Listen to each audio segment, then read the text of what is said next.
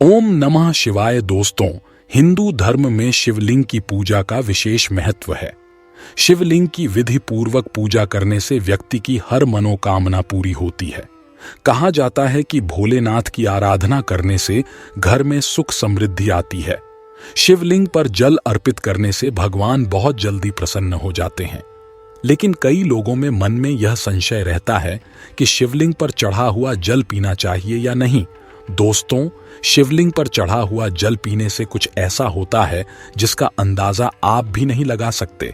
आखिर शिवलिंग पर चढ़ा हुआ जल पीने से क्या होता है, ये जानने के लिए वीडियो को अंत तक जरूर देखिएगा, क्योंकि सच जान के आप भी हैरान हो जाएंगे। पर दोस्तों, वीडियो में आगे बढ़ने से पहले हमारा आप सबसे अनुरोध है कि वीडियो को लाइक करके चैनल को सब्सक्राइब कर लें और वीडियो को शेयर करना ना भूलें। साथ ही कमेंट में ओम नमः शिवाय जरूर लिखें, ताकि आपको भी महादेव का आशीर्वाद प्राप्त हो सके। दोस्तों, सबसे पहले जान लेते हैं शिवलिंग पर किस प्रकार से पानी चढ़ाया जाए और उसे किस प्रकार से पिया जाए, और इसके पीने के फायदे और घर में छिड़कने की विधि साथ ही जानेंगे। शिवलिंग पर क्या चढ़ाना चाहिए क्या नहीं। दोस्तों, शिव पुराण के 22वें अध्याय के 18वें श्लोक में बताया गया है कि शिवलिंग पर चढ़ा हुआ जल पीना बहुत ही शुभ होता है। कहा जाता है कि इस पानी को पीने से सभी रोगों से मुक्ति मिलती है, साथ ही नकारात्मक ऊर्जा भी खत्म होती है। यह भी कहा जाता है कि शिवलिंग पर चढ़ाया जल पीने से व्यक्ति का मन शांत रहता है और मानसिक तनाव दूर होता है। शिवलिंग पर चढ़ाए गए जल को चरणामृत के समान ही पिया जा सकता है। शिवलिंग पर चढ़े हुए जल को थोड़ा थोड़ा करके 3 बार पी सकते हैं। ऐसा करने से कई प्रकार के रोगों से मुक्ति मिलती, साथ ही है नकारात्मकता भी दूर होती है।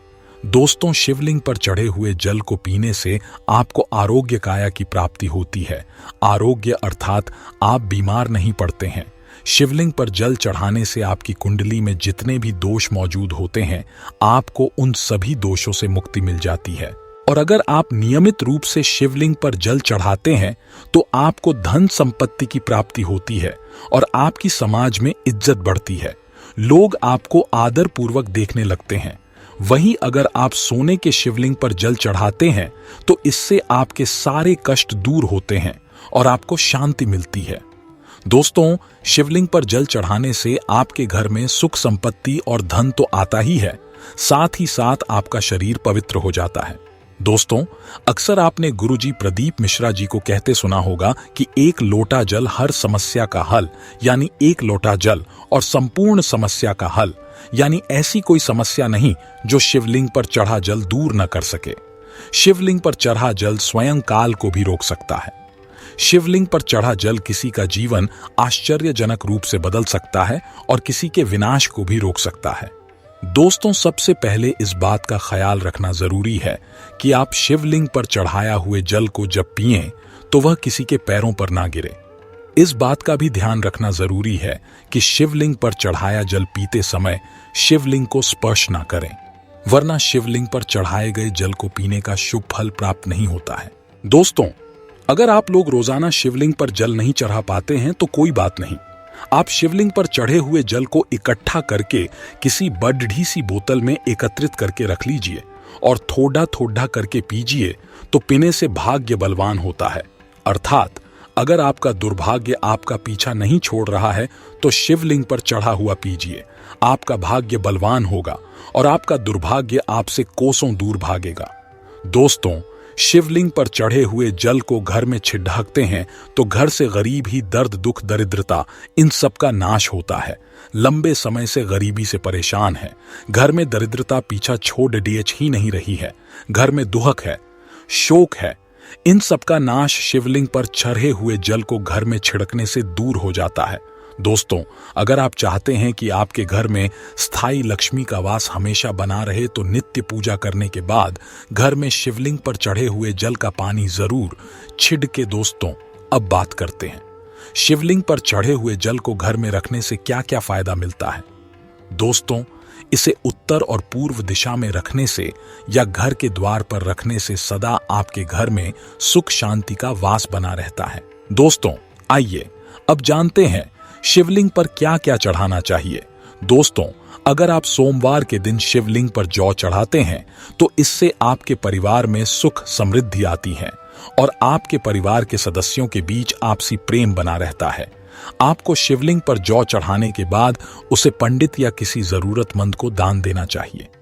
अगर कोई व्यक्ति शरीर से कमजोर एवं दुर्बल है और अगर वह शिवलिंग पर सावन महीने में देसी गाय का शुद्ध घी चढ़ाता है तो उसे अपने दुर्बल शरीर से मुक्ति मिलती है और उसका शरीर हष्ट-पुष्ट बनता है। शिवलिंग पर गेहूं चढ़ाने से आपके संतान को सभी समस्याओं से मुक्ति मिलती है एवं उसका जीवन सुखमय होता है। शिवलिंग पर गेहूं चढ़ाने के लिए आपको शिवलिंग के इस गेहूं को किसी पंडित या जरूरतमंद को दान देना है एवं उसे भोजन करवाना है।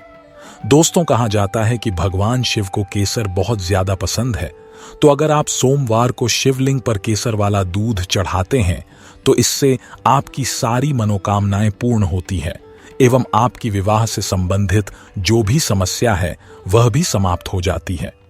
अगर कोई व्यक्ति आर्थिक रूप से बहुत ज्यादा कमजोर है तो अगर वह सावन माह में शिवलिंग पर जल में काले तिल को डालकर शिवलिंग पर चढ़ाता है तो उसे इस समस्या से मुक्ति मिलती है।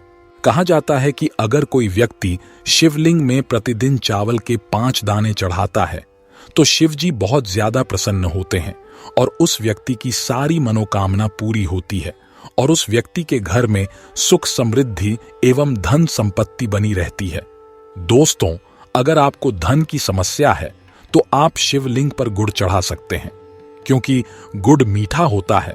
तो अगर आप इसे शिवलिंग पर चढ़ाते हैं तो यह अपने स्वाद अनुसार ही परिवार में मिठास लाता है तथा आपकी धन की समस्या कम होती है। दोस्तों, ध्यान रहे, अगर आप शिवलिंग पर जल चढ़ा रहे हैं तो आपको हमेशा सोने, चांदी या फिर तांबे के पात्र का ही उपयोग करना चाहिए। आपको कभी भी स्टील या लोहे के लोटे का इस्तेमाल नहीं करना चाहिए। दोस्तों, अब जान लेते हैं शिवलिंग पर चढ़ा हुआ पानी कैसे इकट्ठा करें। तो शिवलिंग पर पानी डालते समय जलहरी, जिसे हम शिवलिंग का निचला भाग बोलते हैं, इसके नीचे जहां पर शिवलिंग के ऊपर में आप जल चढ़ाते हैं उसका जो लास्ट छोर होता है जिसे हम जलहरी बोलते हैं, तो उसके नीचे तांबे का पात्र रख दीजिए और इसमें आपको शिवलिंग पर चढ़े हुए जल को इकट्ठा करना है, एकत्रित करना है और इसे शिवलिंग पर माथा टेकने के बाद ही, भोलेनाथ का स्मरण करने के बाद ही प्रसाद समझ करके इकट्ठा करके रखना होता है। तो ये होता है जल इकट्ठा करने का नियम। दोस्तों, अब जानते हैं सोमवार व्रत के नियम और इससे जुड़ी कथा। सोमवार व्रत करने के लिए सबसे पहले आपको प्रातःकाल में जल्दी उठकर स्नान करना है और उसके बाद आपको साफ सुथरे कपड़े धारण करने हैं। उसके बाद आपको किसी भी शिव मंदिर में जाकर शिवलिंग पर जल चढ़ाना है तथा जल चढ़ाने के बाद शिव पार्वती की आराधना करनी है। सोमवार व्रत में आपको व्रत कथा जरूर सुननी चाहिए और आपको पूरे दिन में सिर्फ एक बार ही भोजन करना है। आप इसमें फलाहार भी कर सकते हैं। सोमवार व्रत कथा विधि। दोस्तों, अगर आप भी सोमवार व्रत करके भगवान शिव को प्रसन्न करना चाहते हैं तो आप इस कथा से भगवान शिव को प्रसन्न कर सकते हैं। इस कथा को सोमवार व्रत कथा कहते हैं। बहुत समय पहले की बात है, एक साहूकार था, लेकिन उसका कोई संतान नहीं था। वह इस कारण बहुत परेशान था। वह शिव जी का भक्त था।